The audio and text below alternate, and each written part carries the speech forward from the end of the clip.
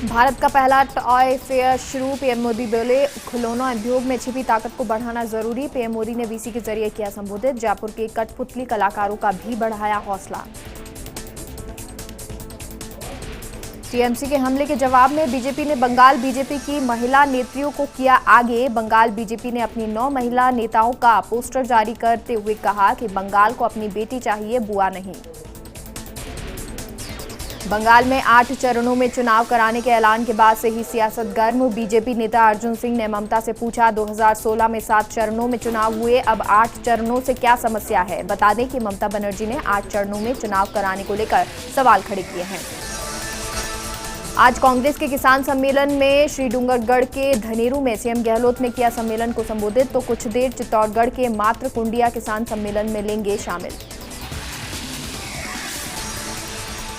Haiti में jail तोड़कर भागे 400 से ज्यादा कैदी, तो और गोलाबारी की घटना में जेल निदेशक समेत 25 लोगों की हुई मौत। घटना गुरुवार को राजधानी पोर्ट ओ प्रिंस के उत्तर पूर्व में स्थित कुआ दी बुके सिविल जेल में हुई। अमेरिका ने लागू की खशोगी बैन पॉलिसी, सऊदी अरब के 76 नागरिकों पर लगाया वीजा प्रतिबंध। अमेरिका ने पहली बार पत्रकार जमाल खशोगी की हत्या के लिए सीधे तौर पर सऊदी क्राउन प्रिंस का नाम लिया है। ममता के बयान पर पलटवार करते हुए राजनाथ सिंह ने कहा कि अब बंगाल में खेला हो बे। बता दें कि बंगाल दौरे के दौरान रक्षा मंत्री राजनाथ सिंह ने ममता बनर्जी पर जमकर हमला बोला। मुकेश अंबानी के घर के बाहर मिली संदिग्ध गाड़ी मामले में नया खुलासा। सीसीटीवी फुटेज में मुलुंड टोल नाके को पार करते दिखी इनोवा कार, इसी में बैठकर निकला था आरोपी। क्राइम ब्रांच कर रही मामले की जांच।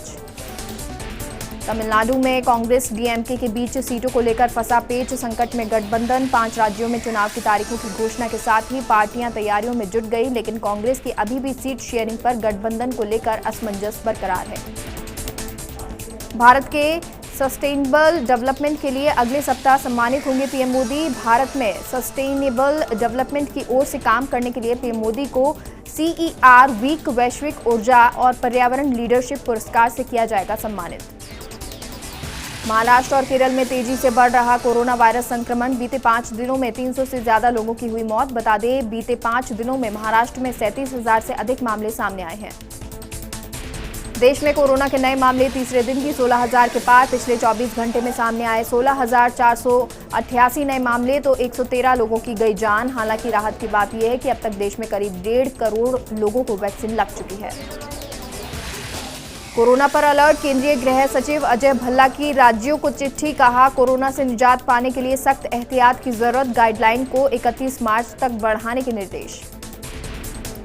इंटरनेशनल फ्लाइट पर रोक बढ़ी, DGCA ने लगाई 31 मार्च पर पाबंदी। कोरोना के बढ़ते मामलों को देखते हुए DGCA ने विदेशी उड़ानों पर बढ़ाई पाबंदी। हालांकि ये पाबंदी मालवाहक उड़ानों और DGCA की मंजूरी वाले उड़ानों पर लागू नहीं होगी।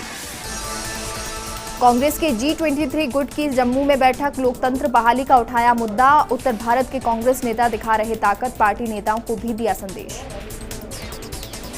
यूपी दौरे पर कांग्रेस महासचिव प्रियंका गांधी, वाराणसी में प्रियंका गांधी का भव्य स्वागत, संत रविदास के आगे मत्था टेका। तेल कंपनियों की जारी मुनाफा वसूली, आज फिर बढ़े पेट्रोल डीजल के दाम। पेट्रोल 25 पैसे तो डीजल में 16 पैसे की बढ़ोतरी। मिलावटखोरी पर मिलेगी उम्र कैद की सजा, शिवराज सरकार का सख्त फैसला। शिवराज सिंह चौहान की कैबिनेट ने खाद्य पदार्थ में मिलावट को लेकर सख्त फैसला लिया है। संत रविदास की जयंती आज, लखनऊ में आयोजित कार्यक्रम में यूपी सीएम योगी आदित्यनाथ ने की शिरकत। योगी ने श्रद्धा सुमन किए अर्पित। अयोध्या भव्य राम मंदिर निर्माण के लिए चंदा जुटाने का आज आखिरी दिन, मकर संक्रांति पर शुरू हुआ था अभियान। रॉबर्ट वाड्रा की जयपुर यात्रा का दूसरा दिन, वाड्रा ने गोल्फ टूर्नामेंट में लिया हिस्सा। भीलवाड़ा में दर्दनाक हादसा, टपरी में आग लगने से नाना और मासूम नातिन जिंदा जले। माघ पूर्णिमा आज, श्रद्धालुओं ने किया घाटों पर स्नान। पीएम मोदी ने देशवासियों को दी माघ पूर्णिमा की बधाई।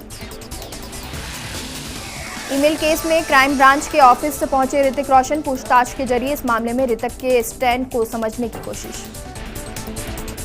शहीद चंद्रशेखर आजाद का बलिदान दिवस आज, 27 फरवरी 1931 को इलाहाबाद में शहीद हुए थे चंद्रशेखर आजाद।